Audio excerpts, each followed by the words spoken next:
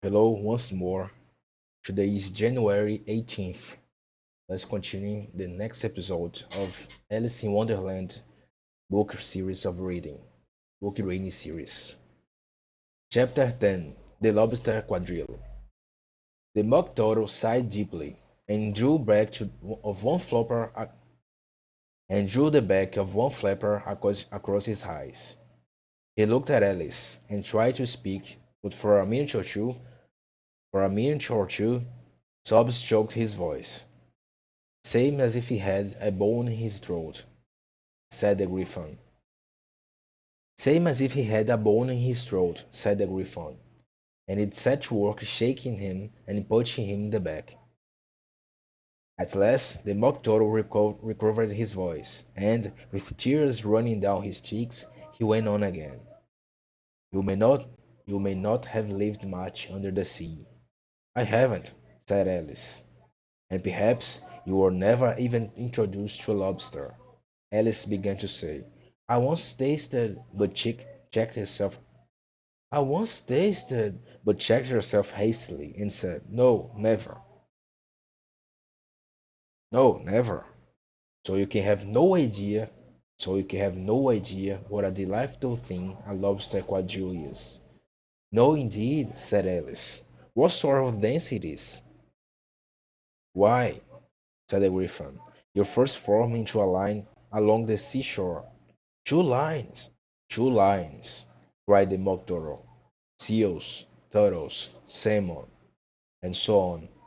Then, when you have cleared of all the jellyfish out of the way, that generally takes some time. That generally takes some time, interrupted the Griffin. You advance twice. Each with a lobster as a partner, cried the Griffin. Of course, said the Mocotorro said. Advance twice, set your partners. Change lobsters, and retire in the same order, continued the Griffon. Then you know, the Mock Turtle went on. You throw the lobsters, shouted the Griffon, with a bound into the air, as far out to the sea as you can. Swim after them, screamed the Griffon. Turn a somersault in the sea, cried the Mock Turtle, capering wildly about. Change lobsters again, yelled the Griffon at the top of its voice. Back to the land again, and that's all the first figure, said the Mock Turtle, suddenly dropping his voice, and the two creatures, who had been jumping about like mad things all this time, sat down again very sadly and quietly and looked at Alice, and looked at Alice, and looked at Alice, and looked at Alice, and looked at Alice, and looked at Alice. It must be a very pretty dance, said Alice timidly. Would you like to see a little of it? Said the Mock Turtle. Very much indeed, said Alice. Come, let's try the first figure, said the Mock Turtle to the Griffin. We can do without lobster, you know. Which shall which shall sing? Which shall sing? Which shall sing? Oh, you sing, said the Griffin. I've forgotten the words. I've forgotten the words. So they began solemnly dancing round and round Alice, every now and then treading on her toes when they passed too close, and waving their forepaws to mark the time, while the Mock Turtle sang this very slowly and sadly. Will you, will you walk a little faster? Said a waving to a nail. There is a porpoise close behind us, and he's treading on my tail. See how eagerly the lobsters and the turtles all advance. They are waiting on the shingle. Will you come and join the dance? Will you, won't you, will you, won't you, will you join the dance? Will you, won't you join the dance? You can really have no notion how delightful it will be when they take us up and throw us with the lobsters out to sea. But the snail replied, too far, and gave a look askance. Said he thanked and within kindly, but he would not join the dance. Would not you, would not join the dance. Could not join the dance. What matters is how far we go. His scaly friend replied, there is another shore, you know, upon the other side. The further off from England, the nearer is to France. Then turn not to pale, beloved male, but come and join the dance. Will you join the dance? Won't you join the dance? Thank you. It's a very interesting dance to watch, said Alice, feeling very glad that it was over at last. And I do so like the curious song about the weaving. Oh, as to the weaving, said the mock turtle. They. You've seen them, of course? Yes, said Alice. I've, o- I've often seen them at Dean. She checked herself hastily. I don't know where Dean may be, said the mock turtle. But if you've seen them so often, of course you know what they are like. I believe so, Alice replied thoughtfully. They have their tails in their mouths, and they're all over crumbs. You're wrong about the crumbs, said the mock turtle. Crumbs would all wash off in the sea, but they have their tails in their mouths. And the reason is. Here the mock turtle yawned and shut his eyes. Tell her about the reason and all that. Tell her the re- other. Tell her about the reason and all that. He said to the.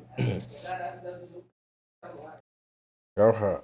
Tell her about the reason and all that. He said to the griffin. The reason is, said the griffin, that they would go to the lobsters to the dance. So they got thrown out of the sea. So they had to fall a long way. So they got their tails fast in their mouths. So they couldn't get them out again. That's all. Thank you, said Alice. It's very interesting. I never knew so much about weaving before. I can tell you more than that if you like, said the griffin. Do you know why it's called a weaving? I never thought about it, said Alice. Why? It does the boots and shoes, the griffin replied very solemnly. Alice was thoroughly puzzled. Does the boots and shoes? Does the boots and shoes? She repeated in a wondering tone. Why? What are your shoes done with? Said the griffin. I mean, what makes them so shiny? Alice looked down at them and considered a little before she gave her answer. They're done with blacking, I believe. Boots and shoes under the sea. Boots and shoes under the sea, the griffin went on with a deep voice, are done with a weaving. Now you know. And what are you and what are they made of? And what are they made of? Alice asked in a tone of great curiosity. Souls and eels, of course, said the griffin replied rather impatiently. Souls and eels, of course, the griffin replied rather impatiently. Any shrimp could have told you that. If I'd been you, if I'd been the weaving, said Alice, whose thoughts were still running on the song, I'd ha- I'd have said to the porpoise, keep back, keep it back, please. We don't want you with us. They were obliged to have him with. They were obliged to have him with them. The mock turtle said, "No wise fish would go anywhere without a porpoise." Wouldn't it really? Said Alice in a tone of great surprise. Of course not, said the mock turtle. Why, if a fish came to me and told me he was going on a journey, I should say, with their porpoise. Don't you mean purpose? Said Alice. I mean what I say. The mock turtle replied in a offended tone, and the griffin added, come, let's hear some of your adventures. I could tell you my adventures, beginning from this morning, said Alice a little timidly, but it's no use in going back to yesterday, because I was a different person then. Explain all that. Explain all that, said the mock turtle. No, no, the adventures first, said the Griffon in an impatient tone. Explanations take such a dreadful time. So Alice began to tell her adventures from the time when she first saw the white rabbit. She was a little nervous about this, just at first. The two creatures got so close to her, one on each side, and opened their eyes and mouths so very wide, but she gained courage, and she went on. Her listeners were perfectly quiet till she got to the part about her repeating, "You are old, Father William," to the caterpillar, and the words all coming different, and then the mock turtle drew a long breath and said, "That's very curious." It's all about as curious as it can be. It's all about as curious as it can be, said the Griffon. It all came different. The mock turtle repeated it thoughtfully. I should like to hear, I should like to hear, I should like to hear her try and repeat something now. Tell her to begin. He looked at the Griffon as he thought he had some kind of authority over. He looked at the Griffon as if he thought he had some kind of authority over Alice. Stand up and repeat. This is the voice of Sluggard, said the Griffon. How the creatures how the creatures order one about and make one repeat lessons. How the creatures order one about and make one repeat lessons, thought Alice. I might as well be at school at once. However, she got up and began to repeat it, but her head was so full of the Lobster Quadrille that she hardly knew what she was saying, and the words came very queer indeed. This is the voice of the Lobster. I heard him declare, "You have baked me too brown. I must sugar my hair." As a duck with his eyelids, so he with his nose trims his belt and his buttons, and turns out his toes. Later editions continue as follows. When the when the sands are all dry, he is gay as a lark, and will talk in contemptuous tones of the shark. But when the tide rises and sharks are around, his voice has a timid and tremulous sound. That's different from what I used to say when I was a child, said the Griffin. Well, I never heard it before, said the Mock Turtle, but it sounds uncommon nonsense. Alice said nothing. She had sat down with her face in her hands, wondering if anything would ever happen in a natural way again. I should like to have it explained, said the I should like to have it explained, said the Mock Turtle. She can't explain it. She can't explain it, said the Griffon hastily. Go on with the next verse. What, what about his toes? The Mock Turtle persisted. How could he? How could he? How could he turn them out with his nose, you know? How could he turn them out with his nose, you know? It's the first positions in dancing, Alice said, what was dreadfully puzzled by the whole thing, and longed to change the subject. Go on with the next phase. Go on with the next verse, the Griffin repeated impatiently. It begins, I passed by his garden. Alice did not dare to disobey, though she felt sure it would all come wrong, and she went on in a trembling voice.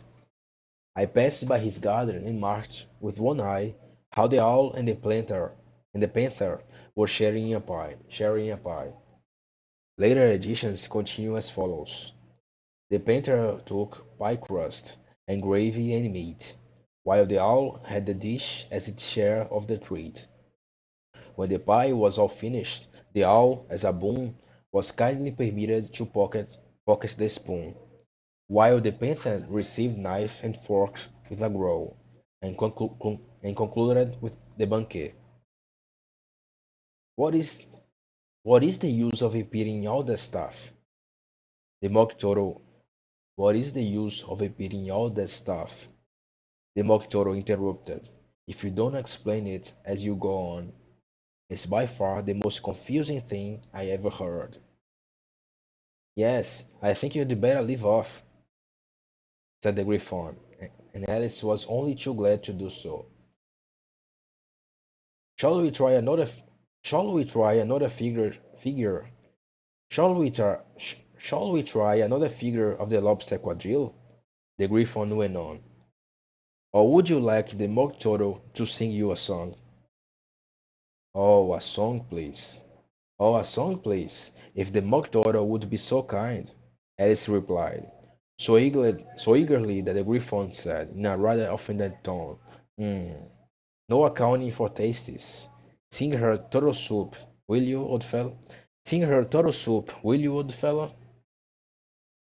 The Mock Turtle sighed deeply and began, in a voice sometimes choked with sobs, to sing this. In a voice sometimes choked with sobs, to sing this. Beautiful soup, so rich in grain, waiting in a hot tureen. Who for such dainties would not stoop? Soup of the evening, beautiful soup. Soup of the evening, beautiful soup. Beautiful soup. Beautiful soup. Soup of the evening. Beautiful, beautiful soup. Beautiful soup. Who cares for fish, game, or any other dish? Who would not give all else for 2 pennyworth only of beautiful soup? Pennyworth only of beautiful soup. Beautiful soup. Beautiful soup. Soup of the evening. Beautiful, beautiful soup. Curse again, cried the Griffon, and the Mock Turtle had just begun to repeat it, when a cry of the trial's beginning was heard in the distance. Come on, cried the Griffon, and taking Alice by the hand, it hurried off, without waiting for the end of the sun. What trial is it? Alice panted. Alice panted as she ran, but the Griffon only answered, Come on, and ran the faster, while more and more faintly came, carried on the breeze that followed them, the melancholy, the melan- the melancholy, the melancholy words. Soup of the evening, beautiful, beautiful soup. And that's the end of the chapter 10. To the next one.